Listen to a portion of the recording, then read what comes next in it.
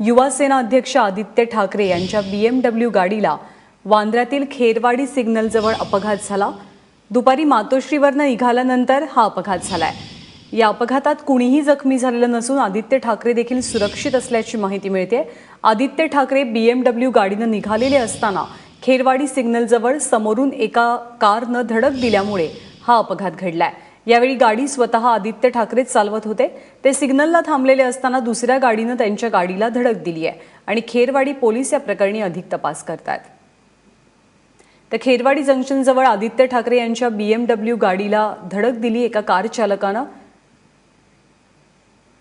ऋत्विक भालेकर आपल्या सोबत आहेत। ऋत्विक, काय नेमकी घटना घडली, काय प्रतिक्रिया मिळाली आहे आदित्य ठाकरेंकडनं? ज्ञानदा दुपारच्या 2च्या सुमारास हा अपघात घडल्याचं सांगितलं जातंय।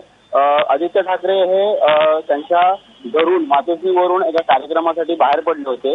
खेरवाडी जंक्शनला ज्यावेळेस सिग्नलला उभे होते त्यावेळेस सिग्नल जम्प करून एक दुसरी कार जी आहे ती येऊन त्यांच्या कारला घेऊन धडक दिली आणि या अपघातामध्ये कोणीही जखमी झालेलं नाहीये। किरकोळ अपघात असला तरी समोरच्या कारमध्ये असणाऱ्या लोकांची चूक होती हे त्यांनी स्वतः मान्य केलेलं आहे।